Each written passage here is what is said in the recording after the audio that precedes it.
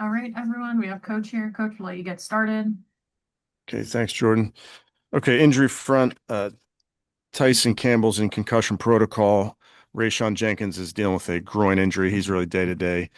Quinshawn Judkins is day to day with the shoulder, and then Carson Swessinger has an ankle injury.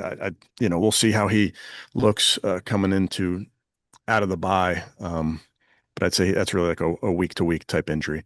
Um, Obviously, like we talked about yesterday evening, frustrating on a bunch of different levels, not to play our best, not to coach our best in that game. And then, just that frustration will lead to us looking at how to get better. And that's where this bye will be huge for this football team. We still got more than half of the season left, but we got to make some. Definitely have to look at it and as a coaching staff, look at it and find ways to set our players up for success. And that's what our sole focus will be this week. With that, I'll take any questions. Question goes to Scott. Hey, Kevin, with Carson, there's a report there's a high ankle, and if so, is IR a possibility for him? Yeah, I'm not going to get into the specifics of it, Scott, but I don't believe this will be IR. Okay, and then do you expect Cedric Tillman to come back following the bye? I do. And last thing on that, just receiver core, how much do you miss his size out there in just a bunch of different ways? Yeah, listen, we like the guys we got. Obviously, we have some guys that are smaller, fast, that type of thing, but we like the guys we got. But it would be good to have Ced back. Thanks. Next to Mary Kay. Yeah, Kevin, when you talk about uh, what you can do, and yesterday you mentioned that you're going to stick with Dylan going forward.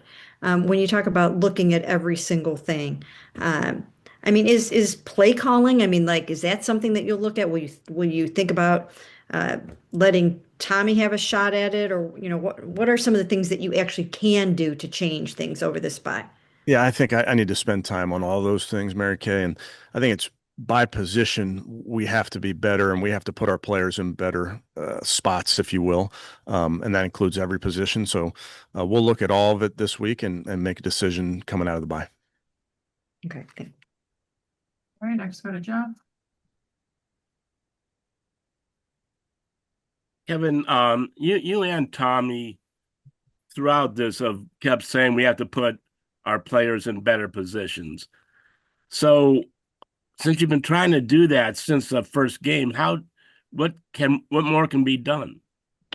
Well, I think the big picture there, Jeff, is to have success as an offense, you have to be efficient in what you're doing and you have to be explosive in what you're doing. And in order to do that, we have to put guys in certain spots, put them in whatever position it may be at wide receiver, tight end, running back, if you will, and find ways to maximize their skill set. So when you're not having the success that we need to be having and we're working towards, obviously we're not doing enough. So you're constantly looking at different players, different ways that routes that they can run concepts that they can run. So you have to continue to search for those things so that you can be efficient and then ultimately explosive.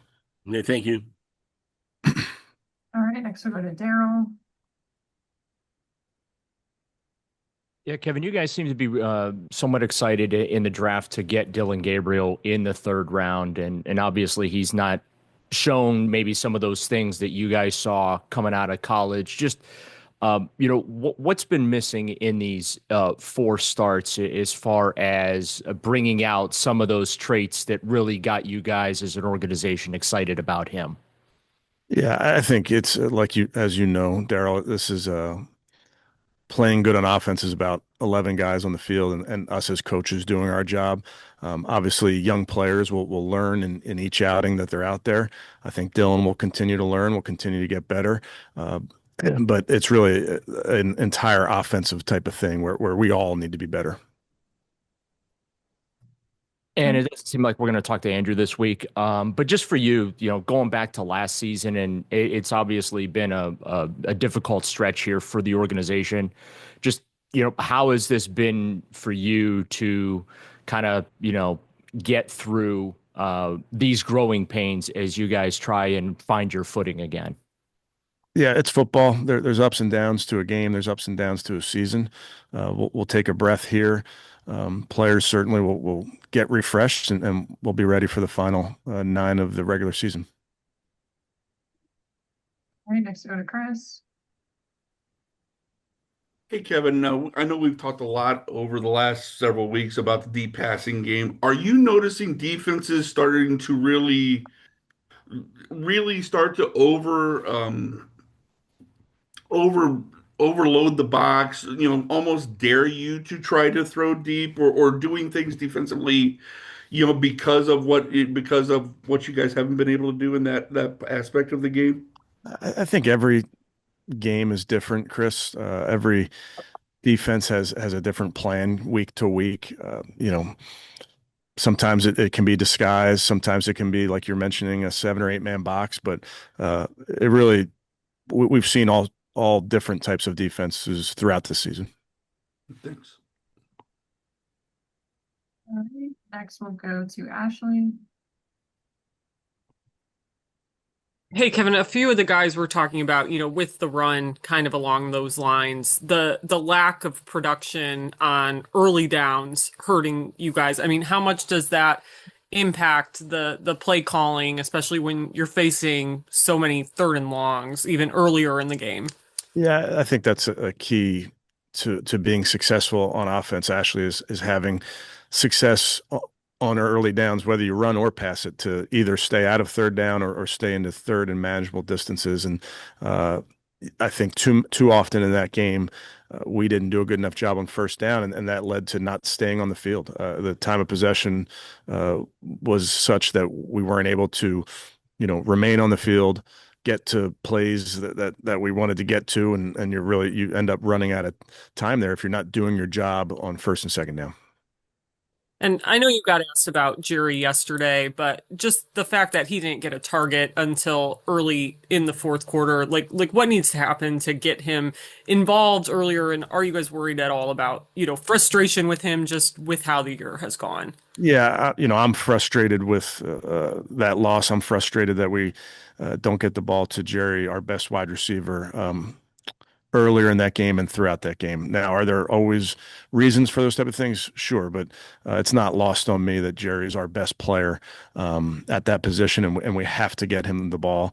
And that goes back to the earlier comment we talked about, just making sure we have our guys in the right positions. Whether it's where they're playing on the formation, the routes we're asking them to run, et cetera, et cetera. All right, next we go to Fred. Yeah, Kevin, you're obviously in the bye week, middle of the road, kind of crossroads. How do you evaluate? You're playing a lot of young guys, but where the organization, where the team is versus this topsy-turvy AFC North, 2 games out of 1st place at the midway point. So how do you balance that, with 9 games to play? All in or continue, and just what's been going on? No, we're all in, Fred. I mean, you are what your record says you are, so we got to own it. That's where we are. But we're excited about the challenge in front of us. We get again, guys will take a breath this week, but then you got 9 games coming up, 5 of them at our place. Thanks. Next we go to Cam. Kevin, you mentioned some of that frustration and you guys share in the frustration. Is there a balance to kind of handling the frustration and not letting it go overboard, but also maybe letting it fuel you, trying to change some things? Is there a balance, and what does that look like? I think it's really so specific to all of us. We know we have a job to do. The fun in this business is winning. So there's the frustration that comes with losing a game is very real, but how you channel that and how you, like you said, use it as fuel moving forward, I think is really important. And then when you're doing that, managing, how guys are performing too. I think about a guy like Alex Wright, who seems to have a strong year. Do you kind of lean on the production of some of those guys as you're trying to move forward and use them as examples? Is that something that you can do? Yeah, without a doubt. I mean, we're going to moving forward, we need our best players to play great. And there's some really good moments of that throughout this season. And again, we just have to, as from the coaching staff on down, we got to make sure that we're doing our job, playing our role, putting our guys where they need to be, and then, like you said, guys are going to make plays. And I think Alex is a great example of that. Thanks. All right, we'll go back to Mary Kay. Yeah, Kevin, I have a couple of questions real quick, if you don't mind. The first one, a clip circulated showing Miles on the sideline just whipping his helmet, into the ground during the game. Just wondering, what you think of an outburst like that. What do you think that he was so angry about in that moment? I mean, I think it may have been that he got taken out of the game and wanted to play, is what I think he said afterwards, but I don't know if it was specifically about that moment. But what do you think about that sort of show of frustration by him on the sideline? Yeah, similar to what I was just saying, Mary Kay, with Cam. We're all frustrated. Obviously, in those moments, we want to make sure it doesn't get the best of us. But with that frustration comes a resolve. And I know Miles, and I know him as a leader. I know the leaders in this football team will show that mettle, will show that resolve. And then the other question that I had was about Shador not playing yesterday. And I'm pretty sure he mentioned in the locker room that it wasn't his decision. And so, I mean, if he had said to you guys, hey, I want to play, I can play, I mean, would that have factored into this at all? Or what was the thinking behind that and how'd that go? Yeah, he obviously came in Saturday with his back injury. We were hopeful that he'd be able to move around well enough to suit up on Saturday, on Sunday, but put him through a pregame warm up, and obviously just didn't feel like he was ready to play, Mary Kay. But he's getting better every day, and I'm hopeful that he'll continue to improve. And if I can ask a super quick follow-up on that, why wouldn't you, just to see if it does anything to the offense, give him an opportunity to go in there and play? Yeah, obviously my focus is where we are right now, Mary Kay. That's not my focus. Okay. All right, next we'll go to Daryl.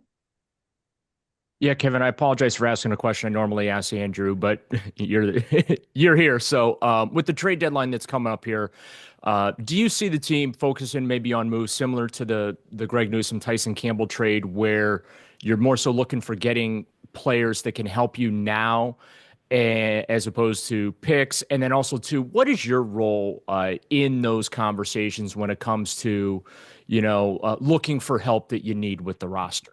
Yeah, you'd have to ask Andrew. I'm just kidding. Yeah, listen, AB is doing his job. We talk every day about opportunities that may or may not come up. I really like the group we have, but I'm sure, I know we're working hard and looking at all those avenues, but I like the guys we got. Thanks. All right, back to Scott. Kevin, how did Shador hurt the back? Yeah, not sure. I mean, nothing specific, just came in with stiff. And then Miles, have you ever seen a performance like that? And how unfortunate that it comes in a loss like that? Well, that's the among the many frustrating things is you want to celebrate a performance like that. And, I told him that's he should be very proud. And I know we win as a team, we lose as a team, and it's hard to think about that right now, but that's pretty special to be able to do that.